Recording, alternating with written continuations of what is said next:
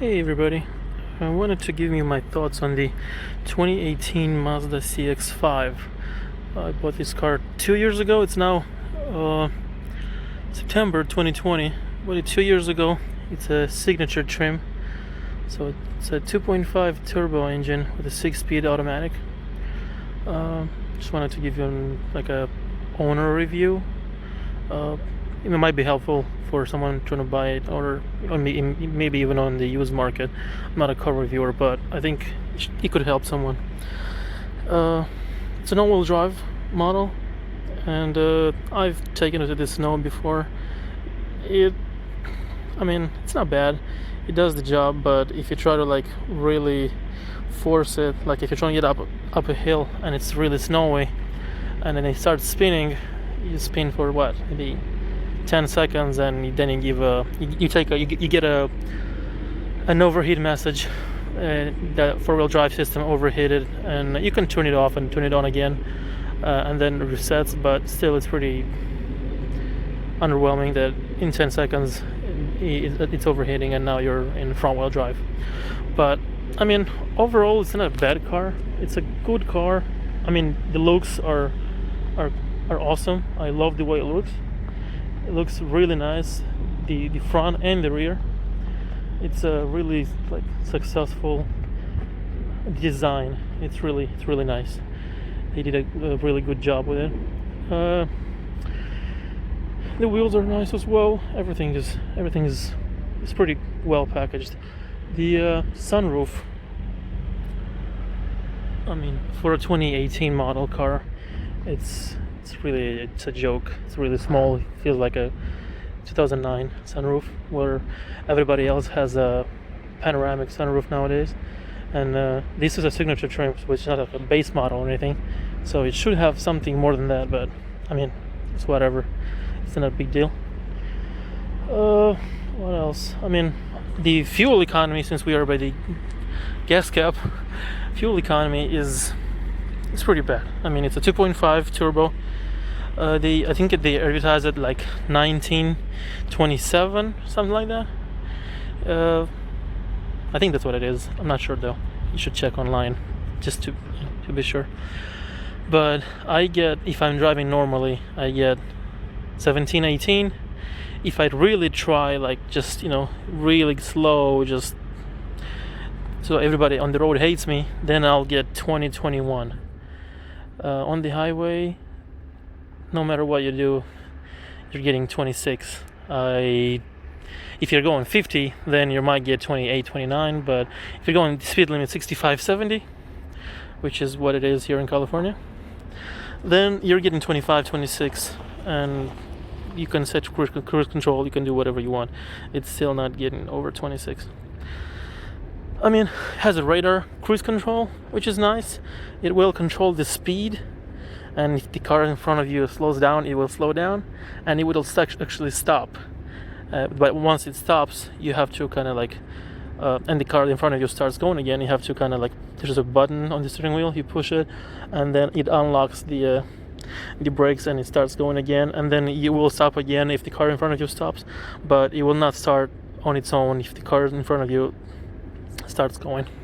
It has LEDs in the front, really nice headlights. Its light at night is really nice, and the design, these bars, wherever they are, they look really nice and bright.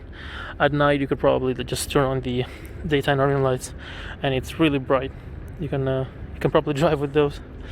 The mirrors are folding mirrors. They fold and unfold when you lock the car and unlock the car. So on the outside, these I bought myself. The car is kind of dirty, but it's been sitting, so that's why. These wind deflectors I bought myself. They're really nice, and I think they actually kind of complement the car. They look nice. It kind of looks bold without them. I had to buy the tow hooks as well because it doesn't come with them. They're like $40 online, and it doesn't have the tow hook like place, or here it is in the rear. and the front as well. And I think the rear one is longer, the front one is shorter, but it does have that if you get stuck or something in snow, then it's useful to have them if you don't have a tow hitch. This thing is rated at, I think it's 5,000 pounds towing, but I never towed with it. Probably not gonna do it, and I mean, I don't think it's a good idea. This car is too small to tow anything, and it weighs 3,800 pounds. I took it to the scale once. It was like 3,840 or something, and I mean, imagine having something with 4,000 pounds behind it. That wouldn't be fun when something is heavier than you behind. But that's about it on the outside. What else in here? I mean, I never had a problem with it. Never had issues like starting or anything like that. It makes 230 horsepower, I think, on 87, which is, it will run on 87, even though you're told to put 91 in it, recommended 91, not required, it is recommended, but it will run on 87, will make 310 torque, even on 87, and which is pretty good. I think it's best in class, and this car is actually the fastest one, if you care about that, in the class. Like I raced a RAV4 just for, for fun, and it was like so much faster than that, but I got 24 mpg on that trip, and the RAV4 got what, 42, something like that. So there's that too, sacrifice performance, like sacrifice fuel economy for performance, if that's what you're into. That's about it here. I mean, what else? It's got a rear camera, which is really nothing like, wow, amazing. It's just a camera. And another thing is, it's a 2018 car, and I had to buy these sensors for the tire pressure, because it does not have sensors in each tire to tell you which tire is low if it get a puncture or something. It just has a light and it tells you, okay, it's on one tire is low, so it's your job to go out and figure out which one it is. And let's say you pump it up to 34 in summer, because I think it's like 35 the limit, but it gets really bumpy at 35, so you're trying to go 32, 33, and then in winter when it cools down it drops to like 28 in the morning, and then you get the light and you have to get out of the car and see, is the tire flat or is just the temperature low because it's cold outside. And there's no temperature, there's no PSI reading or anything on the cluster, it's just a light. The light comes on and you have to guess, is the tire low because it's cold, is there a slow puncture, is the tire completely flat, or like, I mean, it's a joke. It's 2018, it should have sensors on every corner and to show you which tire is low, how much pressure is in it, and is it leaking air or is it just low because it's it's cold outside, or you go to, let's say, somewhere up in the mountains and it's snowing, or it's cold outside and the tires pressure is dropping. You should be able to know, okay, I'm just low, it dropped to 29 instead of 31 because it's cold outside, compared to if you had a tire pressure monitoring system, proper one, it would tell you, 29, 27, 25, 24, so okay, I have a leak, I should pull over somewhere or find a shop and get it fixed. So that's a joke, but if you care about that, I do. So I had to buy this $30 kit on eBay, and you get a little screen here you can put anywhere in the car. It's right here, and it charges from the sun, so you don't have to charge. You just put in there and it's forever pretty much. So that's about it on the outside. Let's take a look on the inside and how it looks. The inside of the car is really nice. Like, it's super nice. Everything is soft touch, everything is leather, everything is stitching. I mean, they really tried and they did well. Masks over there, because that's how it is in 2020. You have the garage door opener here. You can set it up. I mean, everything inside is super nice. Everything is I mean, it's a luxury. You can tell. You can say it's a luxury car because everything is super nice. Stitching everywhere. I mean, LCD screen here. Let's turn it on.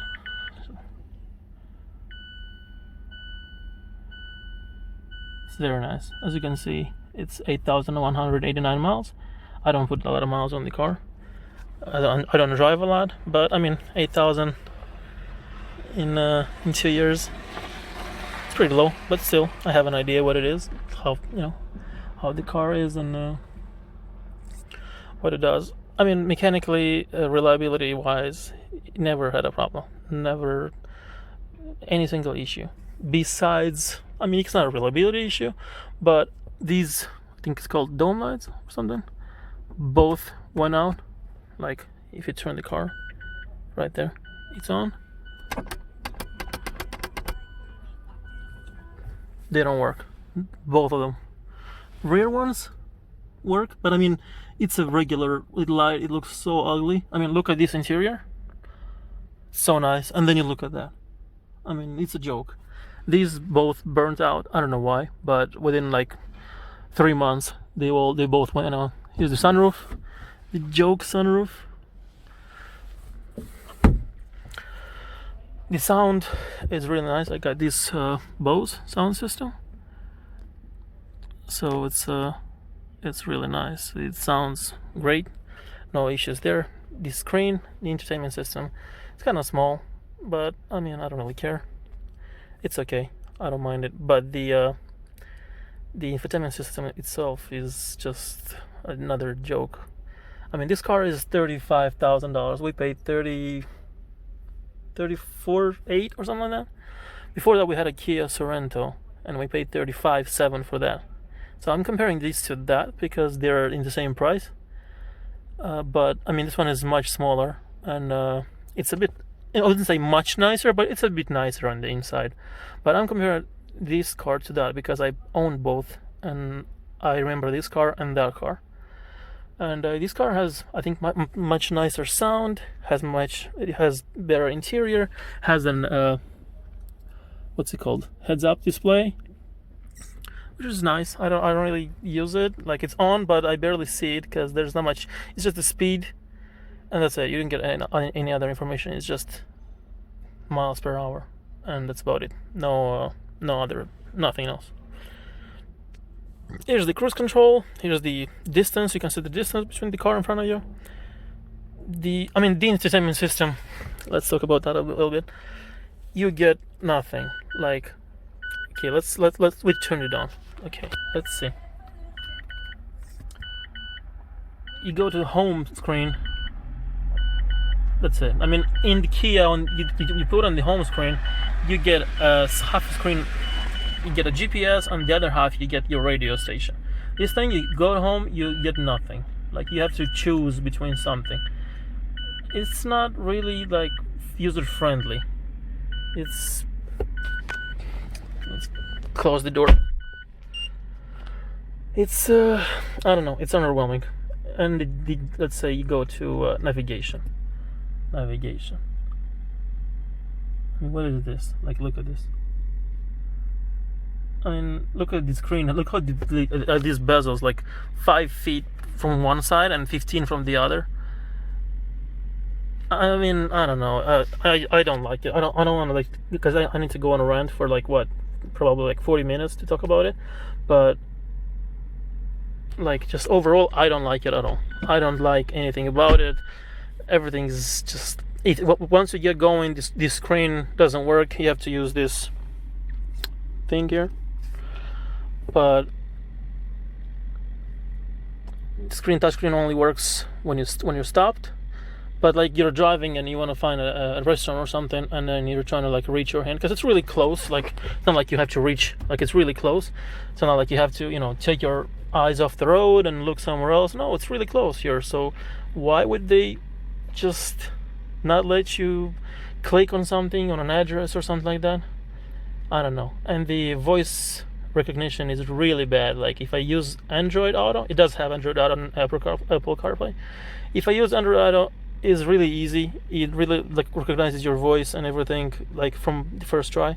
You used Mazda system, oh my god, no. It just keeps going on and on and on forever. It never finds what you need. It's a joke. I don't like it. I think they should, I don't know, copy someone. If you don't know how to make a system, just copy someone. Don't put trash in this car, because it's a nice car overall, but this is trash. I mean, well, it's got cooled seats, heated seats. It's really nice. Those work really well. Cooled seats work really well in summer, and heated seats heat up really quick in winter. All that is really nice. Another problem I have with this car is like legroom. Like look at this. What is this? I have a car seat in the back. Usually I have a car seat in the back. I don't have it now, but in order for me to put the car seat in the back and you know, so the kid can have some leg room, I have to push this seat all the way up here, and it's just not really good. I mean, it's a you know, it's good that my passenger is a, you know, short person, relatively short, and they don't mind it. They fit. But if it was somebody that, you know, is like 5'9" or something, just like a regular person is, they wouldn't fit in here. They would just have their legs pushing against the glove box. It's not reasonable at all. And this center thing is like, it's so wide, it's so big. They could have just make it, I mean, and there's nothing here. Like, look, there's one button here and this, and on the other side there's nothing on it. So I put the phone mount, because there's no other place in the car where you can put the phone mount. This is soft and it comes off. I don't want to put it in the vent because it's not nice. You put your phone in here and you cover the vent. I need that to be working. Or I put it over here first and then it fell off. I don't know why. And then I put it over here and it seems okay.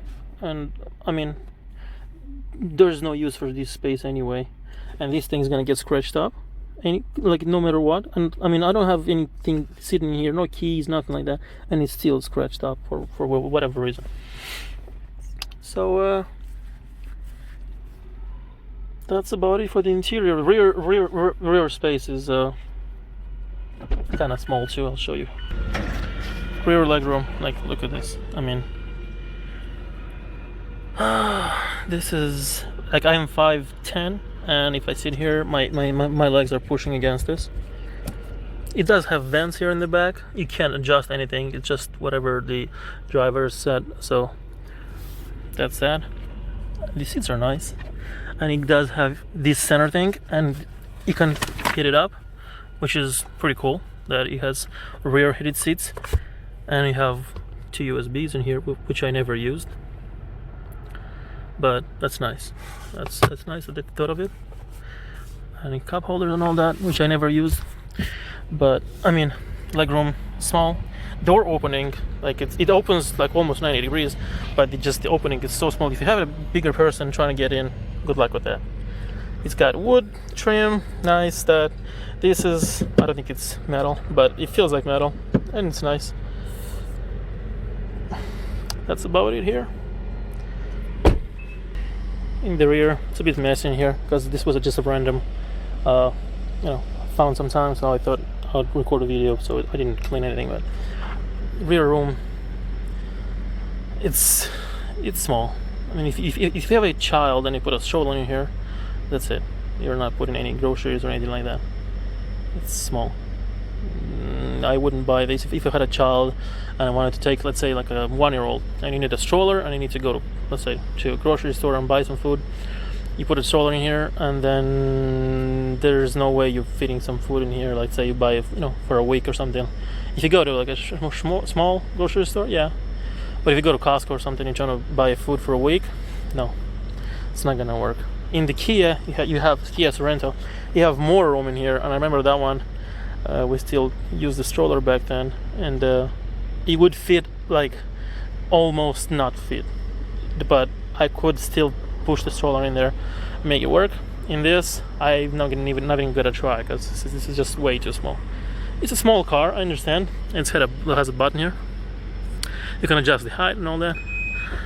It's a small car, I understand that, but all the other cars in this class are larger everywhere. Leg room, it's wider, it just has more room.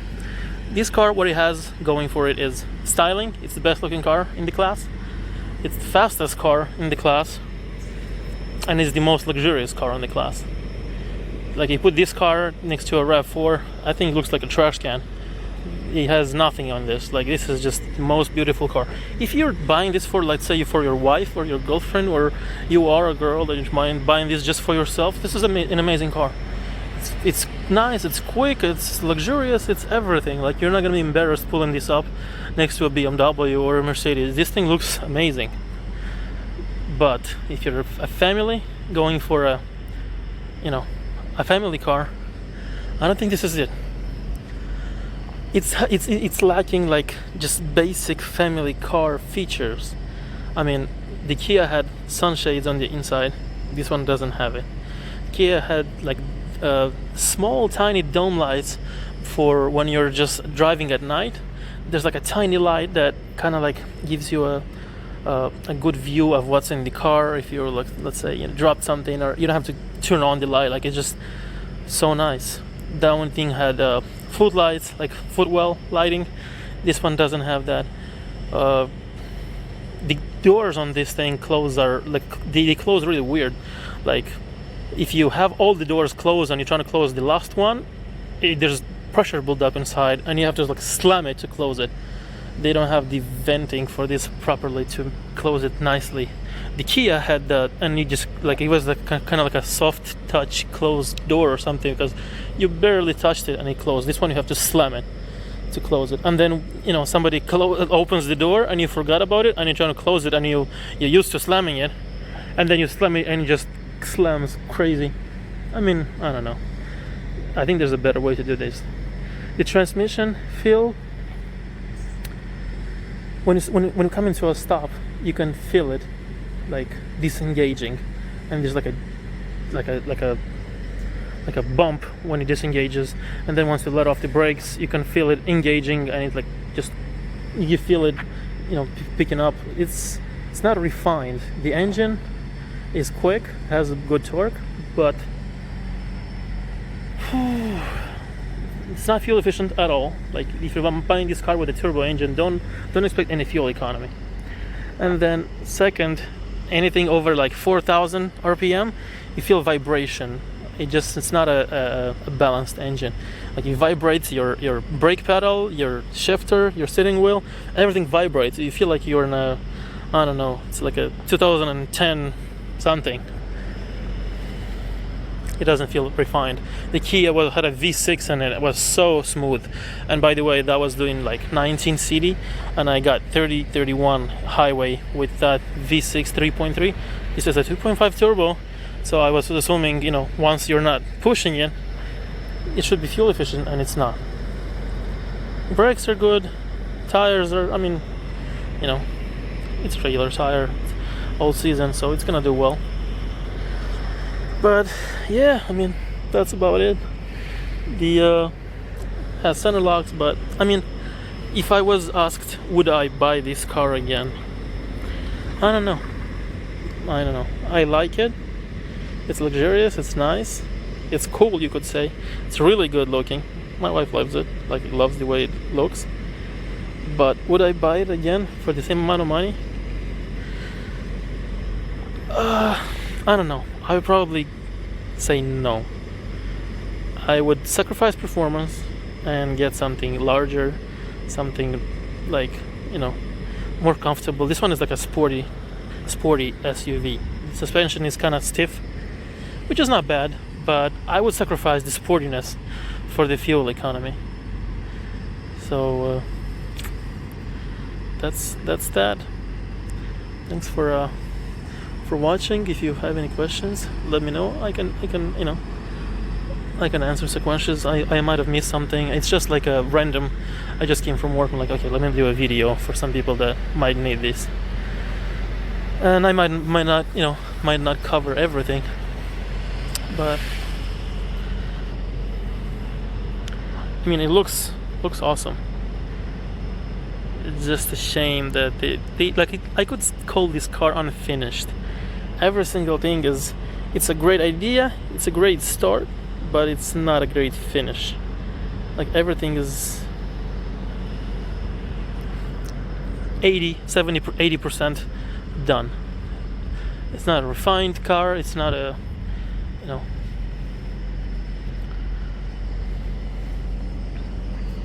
and I couldn't say refined, I mean like comforts, like entertainment, driving, stopping, brakes, engine, drivetrain. It's not refined. The interior, if the car is stopped, it's not going anywhere. And you look at it like, oh, this car is amazing. It looks nice, it feels nice, inside is really luxurious. You wouldn't say a single negative thing. Then once you get to driving, the engine is strong, but then you start noticing that, a little clink there, a little bump there. It's not crazy. It's nothing bad, but you just feel it once you get to a certain point, and you've driven it for 2-3 months. You start noticing all these, especially if you're coming from another car. Let's say you had something different that you liked, and you just thought you'd try something else, and then you start noticing all these things. Yeah, I'm not disappointed in this thing, because I think Mazda is trying to go more with the sporty feeling, sporty SUV, crossover, whatever they want to call this. But if you are into that, I don't care about this, I don't care about that, I just want it to be quick, fun, this is the car for you. I mean, you'll love it. It handles well. For an SUV, it's super nice. It's fast. It's quick. It's not fast, it's quick. But if you're like, okay, I need a car for my family, I need a stroller in the back, something not too big, somewhat fuel efficient, and you're gonna be disappointed, because this is not that. And again, that's just my take on it. Somebody else might say, oh, I love everything about it, and that's okay. But that's just my view. And I wish it was better. But because it's really good looking, and I wish it was perfect in every way, and I could keep it. But it's gonna go. It's been 2 years. We have another 1 year. It's a lease, so another year, and it's gonna go back. This was supposed to be a long term. We just, maybe buy it out or something after the lease is over. So I thought I'd try it first, and it's not perfect. And I don't think any car is perfect, but it's just way too many things that bug me that I had in the car before, and I don't have it in here. And when you're used to, let's say, something, if you had a car worse than this, you're probably gonna be happy. But if you had a car better than this, and you thought you'd try this one now, and it just bugs you that you give up all these features, and now you don't have them. It's you start kind of like not enjoying the experience. But that's about it. Thanks for watching. Have a good day.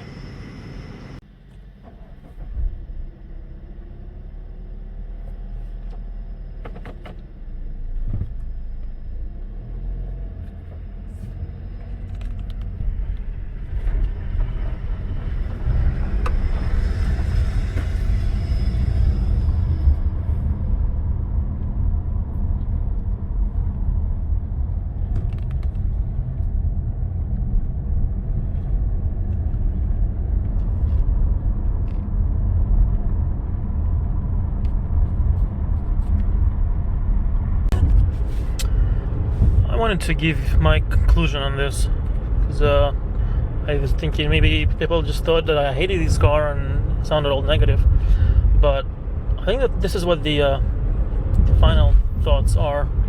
If you want to have fun with the car while having some extra space, and you don't want a sedan, you want a crossover, this is the perfect car. You can have so much fun with it. It's quick, it's fun, handles well. The fuel economy, if you want to have fun with it, the fuel economy is not bad. If you get 17 city and 24 highway while you're having fun with it, that's pretty reasonable. and I think that's gonna be really, a great car for you. And it looks nice, and it just looks premium. It doesn't look cheap, like Hyundai Tucson or whatever else, like a RAV4 or some other cars like that. This is a premium car. This is not a cheap car that you're gonna be looking like a poor guy going with it somewhere. This is a nice car. Try getting a RAV4. Oh my god, that thing's a nightmare. This thing looks nice, it's comfortable, it's luxurious, it's fast compared to the other ones in this class. IEC works great,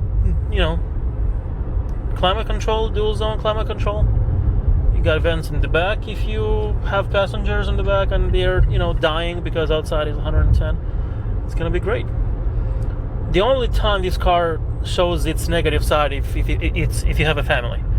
If you have kids, putting 2 car seats in the back is gonna be bad. You're gonna have to put your seat way up in the front to make them fit, especially if you have a car seat looking backwards for children under 2 years, I believe it is. You have to have them the other way. Then this is gonna be a really, really tight car. But if you're looking to have fun with it, this is gonna be a great car. And I'm only saying, I wouldn't have bought it again, just because maybe I have kids. That's why. If you're single, or even if you only have one kid and you are ready to compromise a little bit in the room department and maybe buy less groceries when you go to the grocery store, you're gonna love this car. It's not bad. Like, if I have to give, let's do this. I'll give it a 10 out of 10 for design, inside and out. It's a beautiful car inside and out. Usability, I'll give it a 6 out of 10. Safety, yeah, I understand they're trying to be safe, but I think it's a bit overreach, and I'll give it a 8 out of 10. Infotainment is like a 3 out of 10. It's bad, no matter how you look at it. And sound is nice. 10 out of 10 for that, for sure. And that's about it. I mean, overall, I'd say it's about an 8 out of 10 car. If Mazda adds some features to it, like a panoramic sunroof and other things like that, like a dome light here, nice, like a small light that illuminates this thing here at night, so you can see your your wallet, your keys, your whatever. You have kids, let's say, and you drop the kid's bottle or something. It's really useful, and just add features here and there. That doesn't have to be anything major. Just things that complete the car. Then this is gonna be and if they don't raise the price, then this is gonna be great. If they start going 37, 38, 39, I mean, I don't know. You could probably buy a 2-year used Lexus for that. Reliability, 10 out of 10 as well. No problems with it, nothing at all. Like, I understand it's only 8,000 miles, so why would you have problems? But there are Chevys and stuff like that have issues at really relatively low miles. But I mean, if I had 50,000 miles, I could probably speak on reliability more. But having 8,000 miles, I don't think I can really speak on that. But I mean, my experience is I don't have any problems, so that's it. This is a direct injection engine, so you might have problems at 50,000-60,000 miles with carbon buildup, but for now it's good. So yeah, I mean, it's a great car, don't get me wrong. I wanted to give you all the negatives because usually car reviews give you all the positives, and then you're left with this to find them out yourself. Right there, I just felt the bump of the transmission disengaging. So I want to give you the negatives because everybody talks about positives, especially like not news, but like car channels on YouTube. It's all beautiful and nice. I wanted to give you something like that you don't see and hear every day. So that's that. But there's plenty of positives on this car as well. But you can see those on other YouTube channels. like car reviewers and stuff, they'll give you all the positives. I just want to give you something that I paid for this car with my money, so I get to tell you what I like and I don't like about it. People that have this car for 3 hours to review, and they probably, it could be paid by Mazda, or they get a free hotel and free food and free whatever, and they're not gonna tell you, oh, this car has this and that. So that's why I wanted to give you my honest owner 2-year update. Yeah, that's about it. Thank you.